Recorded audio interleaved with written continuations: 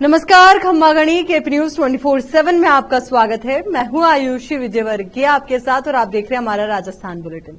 तो चलिए खबरों के सफर की शुरुआत करते हैं और सबसे पहले एक नजर हेडलाइंस पर।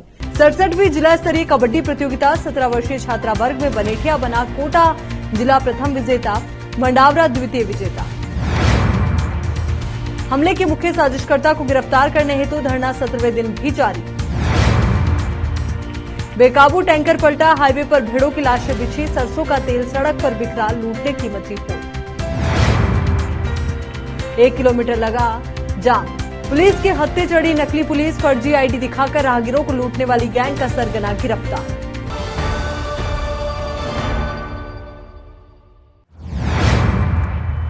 अब देखते हैं समाचार विस्तार से। इटावा बनेठिया टीम प्रभारी कन्हैयालाल गुर्जर ने बताया कि 67वीं जिला स्तरीय छात्रा वर्ग 17 वर्षीय कबड्डी प्रतियोगिता में बनेठिया राजकीय उच्च माध्यमिक विद्यालय की छात्रा ने महात्मा गांधी राजकीय मंडावरा की 36-20 से हराकर फाइनल मैच में विजय प्राप्त की। बनेठिया टीम के कोटा जिले में प्रथम विजेता बनने पर रवि प्रताप सिंह उर्फ चंदा बना, सरपंच प्रतिनिधि ब्रजेश महावर, प्रिंसिपल राजकीय उच्च माध्यमिक विद्यालय बनेडिया लोकेश मीणा, लेक्चरर मनोज माथुर, शंभू मीणा, रमेश मीणा, सौभाग मीणा, रामस्वरूप मीणा, अशफाक मोहम्मद, युवराज यादव, रमा महावर, ब्रजेश यादव, राजकुमारी मेहरा, लोकेश वैष्णव, चंद्र प्रकाश मीणा, राहुल हाड़ा, जुगल किशोर, रामचंद्र यादव, देवकी नंदन यादव, महावीर गुर्जर आदि उपस्थित रहे। मैच में best reader Parul Yadav Banethiya, best catcher Tanisha Gurjar Mandawara को मिला। मुख्य निर्णायक में सुनीता शर्मा, अंतिमा, तस्रीन, हेमंत नागर, राधे लक्ष्मी आदि रहे।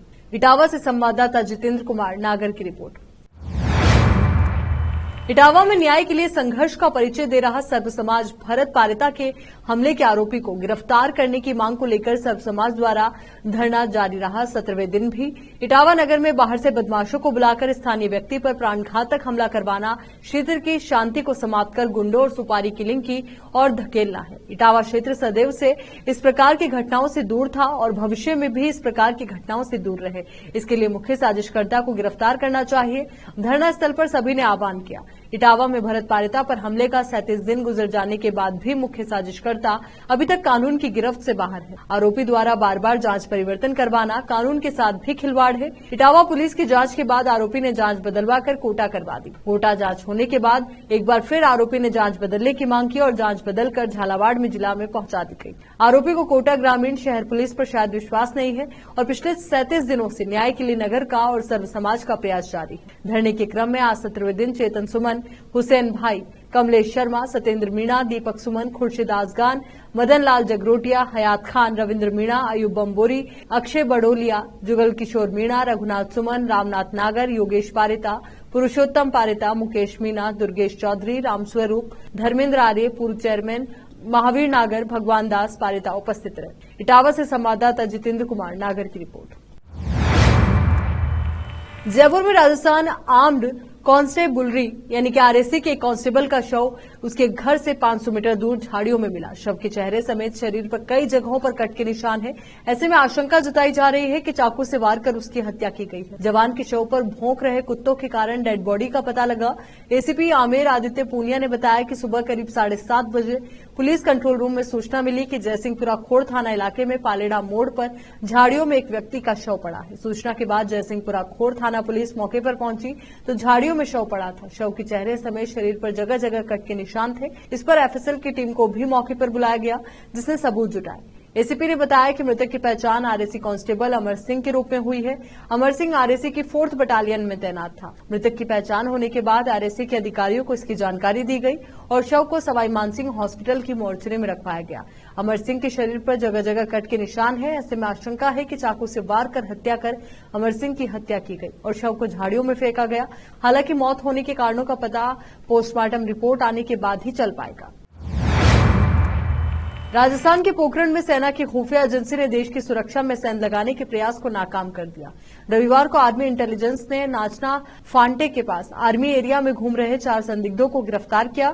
इन संदिग्धों के पास से भारी मात्रा में आर्मी की नई पैटर्न की यूनिफॉर्म और अन्य सामान बरामद किए गए हैं। आर्मी इंटेलिजेंस ने बताया कि संदिग्धों ने अपनी कार में 91 यूनिफॉर्म, हेलमेट, जूते, बेल्ट, ग्लव्स और अन्य सामान छिपा कर रखे थे। संदिग्धों से पूछताछ की जा रही है। फिलहाल आर्मी इंटेलिजेंस ने संदिग्धों को नाचना पुलिस को सौंप दिया है। नहरी इलाके में बाहरी लोगों के आने पर सरकार ने प्रतिबंध लगा रखा है। जानकारी के अनुसार आर्मी इंटेलिजेंस की कार्रवाई में डिटेन किए गए चारों संदिग्ध सूरतगढ़ के रहने वाले हैं। सूरतगढ़ की कुछ दुकानों से ये यूनिफॉर्म लेकर जैसलमेर जा रहे थे। उसी वक्त इस कार्रवाई के दौरान इन्हें डिटेन किया गया। संदिग्धों की पहचान राजाराम पुत्र मोतीराम उम्र 47 वर्ष, गगन पुत्र राजाराम उम्र 19 वर्ष, अमीन पुत्र जमालदीन उम्र 38 साल, जयपाल पुत्र विजयपाल उम्र 15 साल के रूप में की गई है। संदिग्ध युवकों में शामिल अमीन अपने साथ जयपाल नाम के युवक को सामान उठाने और मजदूरी के लिए साथ लेकर आया था। जैसलमेर में हुई आर्मी इंटेलिजेंस की इस कार्रवाई के बाद से ही सुरक्षा एजेंसी सतर्क हो गई। अब सूरतगढ़ और गंगानगर की आर्मी इंटेलिजेंस की टीम और जैसलमेर की टीम सामंजस्य बनाकर इस कार्रवाई को आगे बढ़ाते हुए पता लगा रही है कि ये यूनिफॉर्म कहां से आई, किस दुकान से इनको लोगों ने यूनिफॉर्म को खरीदा था। पूर्ण रूप से प्रतिबंधित बिक्री वाली इस यूनिफॉर्म का आखिर तैयार कहां किया जा रहा है। जैसलमेर में हुई आर्मी इंटेलिजेंस की इस कार्रवाई के बाद से ही सुरक्षा एजेंसी सतर्क हो गई है। अब सूरतगढ़ और गंगानगर की आर्मी इंटेलिजेंस की टीम और जैसलमेर की टीम सामंजस्य बनाकर इस कार्रवाई को आगे बढ़ाते हुए पता लगा रही है कि ये यूनिफॉर्म कहां से आई, किस दुकान से इनको लोगों ने यूनिफॉर्म को खरीदा था। पूर्ण रूप से प्रतिबंधित बिक्री वाली इस यूनिफॉर्म का आखिर तैयार कहां किया जा रहा है।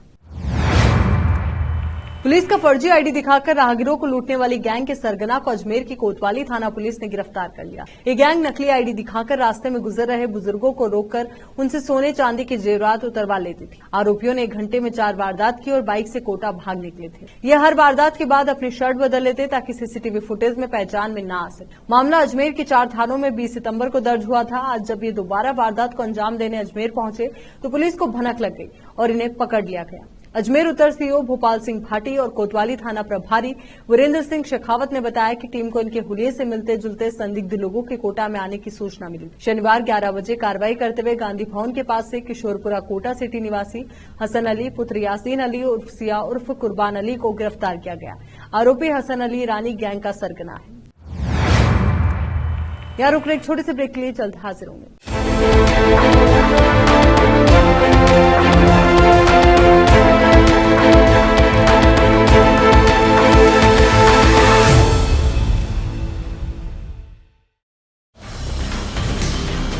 हिंदुस्तान के हर कोने में हम हैं मौजूद। 24 घंटे हालात पर गहरी नजर, खबरों से जुड़े चुपते सवालात और आपको दिखाता है धार्मिक, सामाजिक, राजनीतिक,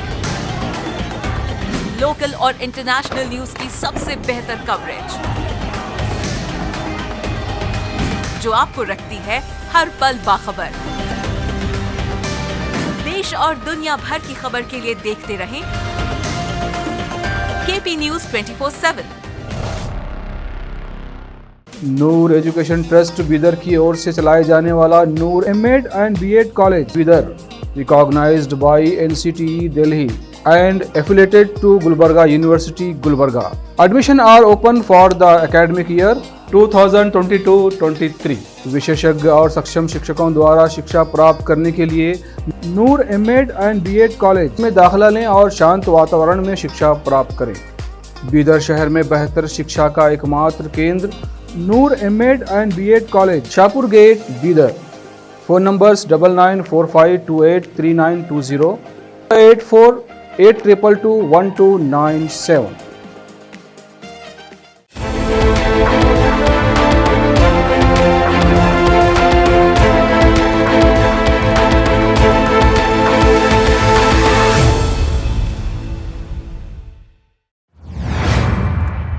ब्रेक के बाद एक बार फिर से आपका स्वागत है। टोंक शहर में गरबा की तैयारियां शुरू हो चुकी है। यह इस बार गरबे को बहुत कुछ करने में आगे आते हैं। नजर आ रहा है कि प्रेरणा ग्रुप, जो कि रेखा जाजू और सभी महिलाएं जिसको चलाती है, और इस बार गरबे को भी आयोजित किया जा रहा है। कोरियोग्राफर चीनू पारिक के साथ और वर्कशॉप वो देंगे 12 से 17 तारीख तक, और साथ ही घरेलू महिलाओं को भी आगे बढ़ने का मौका दिया जा रहा है एग्जीबिशन के माध्यम से। कोटा जिले में मारपीट का बदला लेने के लिए बुजुर्ग महिला की हत्या कर दी गई। 3 अक्टूबर को कुछ महिलाओं ने पत्थरों से जानलेवा हमला किया था। इलाज के दौरान एमबीएस अस्पताल में 4 दिन बाद वृद्धा की मौत हो गई। पुलिस ने मामला दर्ज कर जांच शुरू कर दी है। घटना देवली मांझी थाना क्षेत्र के बम्बोरी गांव की है। जांच अधिकारी एएसआई रेखलाल ने बताया कि बम्बोरी इलाके में 1 अक्टूबर को 2 परिवारों के बीच विवाद हो गया था, जिसमें रामविलास मीणा नामक युवक पर जानलेवा हमला किया गया था, जिसके अस्पताल में इलाज के दौरान मौत हो गई। मामले में हत्या का मुकदमा दर्ज कर आरोपी रघुराज सिंह, भीम सिंह, रितेश सिंह, प्रद्युमन सिंह और दीप सिंह को गिरफ्तार कर लिया गया। पुलिस के अनुसार आरोपी रघुराज सिंह की मां भवरी देवी 3 अक्टूबर को अस्पताल गई थी। वहां से पैदल लौटते समय बम्बोरी और चोमा गांव के बीच पहले से घात लगाकर बैठी रामविलास के परिवार की महिलाओं ने पत्थरों से उस पर हमला कर दिया, जिसे गंभीर हालत में कोटा के एमबीएस अस्पताल में भर्ती करवाया गया, जहां इलाज के दौरान शनिवार देर रात भवरी की मौत हो गई। घर वालों ने 5 महिलाओं और 1 युवक के खिलाफ हत्या की रिपोर्ट दी, जिस पर पुलिस ने मामला दर्ज कर लिया। देवली मांझी थाना क्षेत्र के बम्बोरी गांव में 1 अक्टूबर को रामविलास शाम को ट्रैक्टर ट्रोली में सोयाबीन भरकर लाया था। ट्रैक्टर को घर से 500 मीटर दूर बाड़े के बाहर खड़ा कर दिया और ट्रैक्टर में डीजल भरने लगा। रात 9:30 बजे करीब उसी रास्ते से गांव में रहने वाला रघुराज शराब के नशे में अपने दोस्त के साथ निकल रहा था। रघुराज ने ट्रैक्टर को रास्ते से हटाने की बात कही। इसी बात को लेकर दोनों में कहासुनी हुई। इसके बाद रघुराज ने मारपीट कर दी। थोड़ी देर बाद रामविलास बाड़े से घर जा रहा था। उसी समय रास्ते में रघुराज ने रामविलास पर गंडासे से हमला कर दिया। रामविलास को गंभीर अवस्था में एमबीएस अस्पताल में भर्ती करवाया गया, जहां उसकी 4 अक्टूबर को मौत हो गई। उदयपुर के गोगुंदा हाईवे पर सरसों के तेल से भरा टैंकर ब्रेक फेल होने के कारण बेकाबू होकर पलट गया। इससे सड़क पर चल रही 100 से ज्यादा भेड़ें इसकी चपेट में आ गई और उनकी दर्दनाक मौत हो गई। पूरी सड़क पर भेड़ों की लाशें बिछ गई और टैंकर से तेल रिसाव होने लगा। घटना के बाद हाईवे पर लंबा जाम लग गया और आसपास के ग्रामीण डिब्बे बर्तन लेकर सरसों का तेल लूटने आ पहुंचे। लोग सूचना मिलते ही घरों से बाइक और लोडिंग टेम्पो में डिब्बे बर्तन लेकर पहुंच गए। इस हादसे में भेड़ों को लेकर जा रहे 2 गडरिये भी घायल हो गए। इनमें से एक की हालत गंभीर है।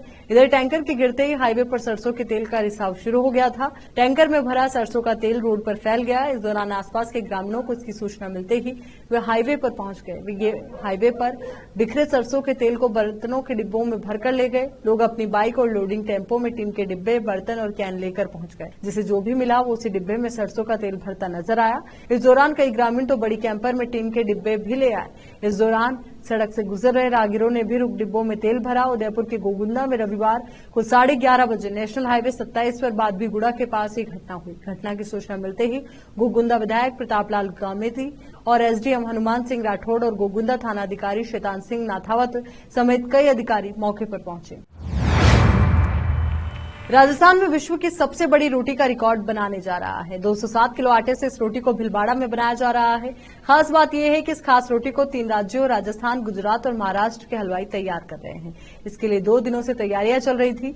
भीलवाड़ा शहर के हरिसेवा धाम में महामंडलेश्वर संत हंसराम के सानिध्य में ये बनाई जा रही है। रविवार सुबह 10:30 बजे से आश्रम के पीछे बने मैदान में 22 लोगों ने मिलकर आटा गूंथना शुरू कर दिया था। दोपहर 1 बजे रोटी को सेकने की प्रक्रिया शुरू हो गई थी। दोपहर 3 बजे तक ये रोटी 70% तक पक चुकी थी। इस रोटी को पकाने के लिए करीब 10 लीटर घी का उपयोग किया जा रहा है। सुबह सबसे पहले हलवाइयों ने इसे गूंथना शुरू किया था। आटे के साथ इसमें मैदा और घी भी मिलाया गया था। पहले आटे को छोटे छोटे हिस्सों में गूंथा गया। इसके बाद गूंथे आटे को सीधे तवे पर ही बेला गया। इसके बाद संतों के सानिध्य में वैदिक मंत्रोच्चार के साथ चूल्हे पर रोटी को सेकने का प्रोसेस शुरू किया गया। रोटी को बनाने के लिए 1000 ईंटों की बेस से 12x16 का चूल्हा तैयार किया गया। चूल्हे में सबसे नीचे की जगह को खाली रखा गया। इसमें लोहे की जाली लगाई गई है। लोहे की जाली पर घास और कोयला डाला गया। इस पर लोहे के तवे को सेट किया गया। इससे पहले जामनगर का गिनीज वर्ल्ड रिकॉर्ड में करीब 145 किलोग्राम की रोटी बनाने का रिकॉर्ड है। अब इससे बड़ी रोटी भीलवाड़ा में बनाई जा रही है। राजस्थानी जनमंच अध्यक्ष कैलाश सोनी ने बताया कि रविवार सुबह से इस रोटी को बनते देखने के लिए लोगों की भीड़ लग गई थी। ये तैयार होने के बाद ये रिकॉर्ड हमारे नाम। बिहार की तर्ज पर राजस्थान में भी जातीय जनगणना कराई जाएगी। सीएम अशोक गहलोत ने इसका ऐलान किया है। राज्य में विधानसभा चुनाव होने वाले हैं, लेकिन चुनाव आचार संहिता लागू होने से पहले सीएम गहलोत ने अलग अलग समाजों को साधते हुए 8 और समाज कल्याण बोर्ड गठित कर दिए। मुख्यमंत्री अशोक गहलोत ने कहा कि जो बिहार सरकार ने किया वे मॉडल हम अपना रहे हैं। सर्वे होगा, जनगणना भारत सरकार ही करा सकती है। ये परिवारों का सर्वे हो रहा है। आर्थिक स्थिति मालूम पड़ रही है। एक बहुत बड़ा निर्णय हुआ है। हमारी पार्टी की प्रतिबद्धता है कि हम इसे आगे बढ़ाएंगे। उनका कहना है कि बिना मांगे लोगों को अधिकार मिलेंगे। ये सर्वे जल्द ही शुरू हो जाएंगे। सीएम गहलोत के मुताबिक अगले महीने लागू भी होता है, तो इसमें गलत क्या है? सुप्रीम कोर्ट का आदेश आ चुका है बिहार मामले में। हालांकि उन्होंने साफ किया कि जनगणना केंद्र सरकार ही करा सकती है। हम सर्वे कर आर्थिक आधार पर पिछड़ों की भी जानकारी ले सकते हैं। कांग्रेस की और कमेटी की पीसीसी के वॉर रूम में लंबी बैठक शुक्रवार देर रात हुई थी। बैठक के बाद सीएम गहलोत ने कहा कि राहुल गांधी ने जिसकी जितनी संख्या भारी उसकी उतनी हिस्सेदारी की बात कही है। इसको ध्यान में रखते हुए सर्वे का काम शुरू हो रहा है।